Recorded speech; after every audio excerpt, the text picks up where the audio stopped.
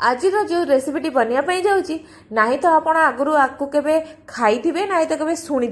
तो बोईत कखारू तैयारी बरा तो तापाई आम कौन करवा ना बोईत कखारू ना आप चाहिए कंचा कि पाचिला नहीं पारे तो ये बोईत कखारू जो नहीं भल भाव तार चोपा और मंजीटी को भल भाव माने आम कौन कर सफा कर नहीं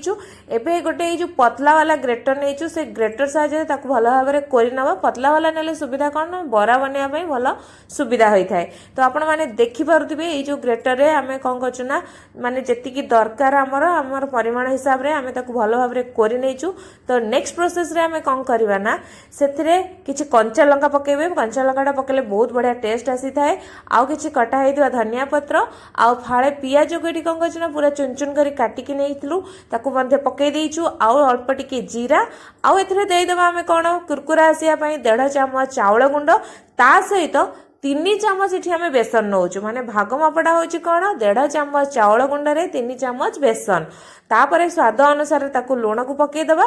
तापरे कोन करिया ना ए सब को बिना पानी पकई की भलो भाबरे को गोळेई नबा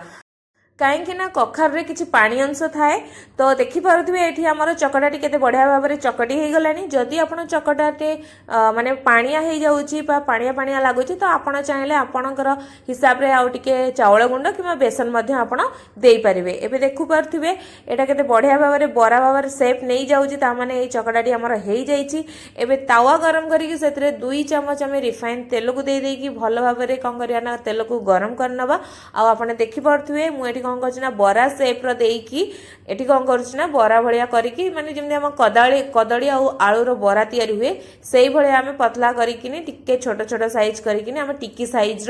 माने आम या पकई दबा पकई सारा कौन करिया ना गोटे पट साइड पूरा माने गोल्डन ब्राउन हो गला आप देखिपे मैंने भल भाव सेकी है कौन करवा ना आम उल्टे नवा आउ उल्टे सारापर टिके प्रेस करनवा जहाँफल आउ टे जो मैंने आउटे पतला हो माने भितरटा आउटे भल भाव में सिझाई सुविधा होती आपण माने 2 मिनिट भितर देखि पारुथिबे दुई पट साइड पूरा बढ़िया भाव में माने गोल्डन ब्राउन हो गलानी बा माने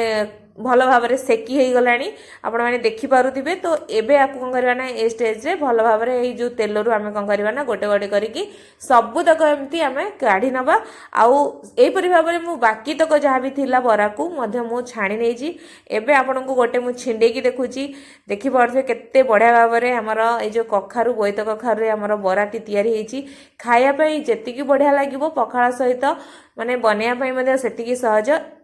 तो डेरी न करी एई खरा दिन रे पखाळ सहित एमती बरा बनै की मजा नियंतु आ किपरि लागला हम कमेंट बॉक्स रे कमेंट करी निश्चय जणांतु धन्यवाद।